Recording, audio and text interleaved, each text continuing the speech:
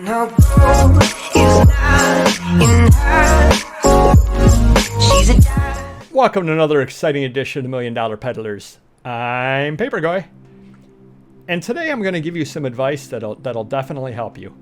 And it seems so obvious, but so many people don't do it.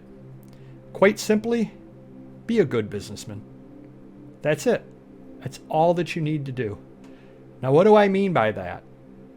It's just simple things.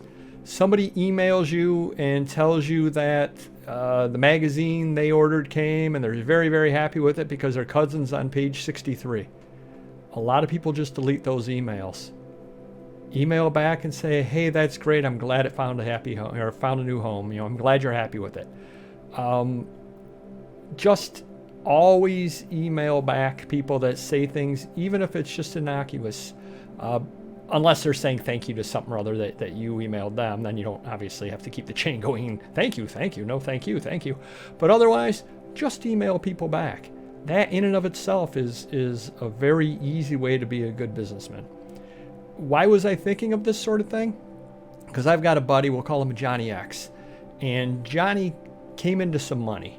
And he's got some money that he wants to invest in an eBay business. He's got a business going, but he came out with some money that would help move him up to the next level.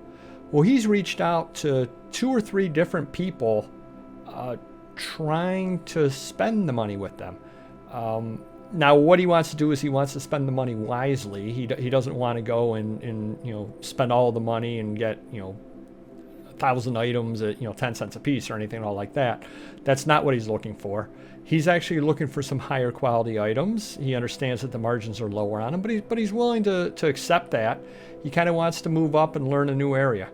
Well, he's emailed multiple people trying to spend the money, and one person completely ignored him. Actually, 2 people completely ignored him. They don't know how much money he's talking about. They've done business, both of them have done business with him in the past. So all they need to do is email him back, just a quick little, hey, I'm sure we can work something out. Why don't you tell me a little more what you're looking for? Something or other like that. But instead, they would rather just continue doing things the way that they're doing things than take 10 seconds and email him back and say, yeah, we'll work something out. Why don't you tell me a little more? It's all that they need to do. The third person did email back, but was completely tone deaf. They have their way of selling things, and they basically told Johnny, well, here's how I sell them. Come by, and you can buy things from me here. And Johnny kind of said, well, that's not exactly what I'm looking to do. And Johnny kind of explained the situation. Look, I don't want to walk around with this kind of money and meet you out at a public place. I'd like to, set something or other up and let you know what I'm looking for. And so then the person literally sent his eBay listings to Johnny. And that was all that he did. It was sent the eBay listings. Didn't even make a note in there, hey, because you're paying cash versus PayPal and eBay fees, I can knock 15% off. If you buy a lot, I can knock 25%. Nothing at all like that whatsoever. Simply sent the eBay listings to him. And was like, well, here's what I saw on eBay. Doesn't do Johnny any good. Why is Johnny going to pay you $1,000 for a comic book and turn around and list it for $1,000? That's not a particularly good money-making situation. Maybe email Johnny and say, hey, depending upon what you're looking for, if you can find, $500, up to $500, I'll give you 15% off. Up to $1,000, I'll give you 20% off. Anything over $1,000, I'll give you 25% off. Something rather like that. And then Johnny can look and say, well, I like this. Can you give 30% off because I'm spending, $8,500, something like that. Who knows? You got to negotiate. But the main thing is Johnny's suddenly realizing, which is actually very, very funny when you think about it. It's hard to spend money. He's got a fair amount of money that he wants to spend, but it's outside these people's normal way of doing business. So they're passing up a golden opportunity to make a large sale, because it isn't something they're comfortable doing. It isn't something they're normally doing. And in all occasions, Johnny has let them know that, hey, it's worth your while. We're not talking, I'm not wasting your time. We're not talking I have $100 to spend. Doesn't matter. The people still will not reply back to him. And Johnny told me the story, and I shook my head and I was laughing. And I tried to sell him a bunch of stuff out of my garage, but again, he doesn't want to buy the low end stuff. And unfortunately, I don't have a lot as far as the high end goes, so I wasn't able to help him out. But at least I saw the opportunity and jumped on it and tried to get some of Johnny's money from him.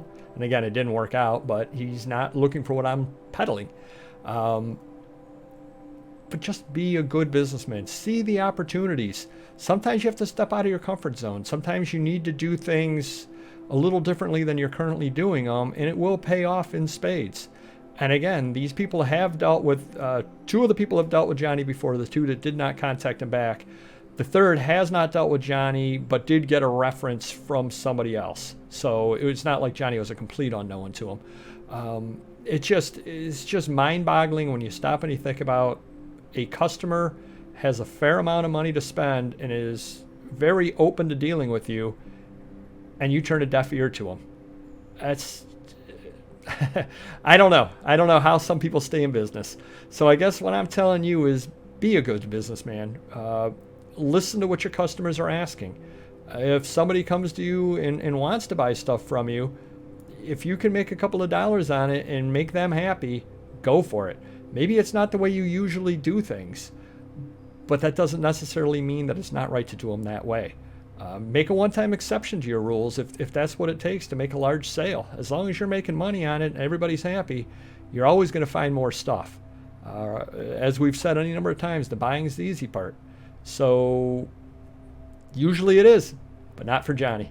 So be a good businessman, and if Johnny contacts you, contact him back. You'll be very happy that you did.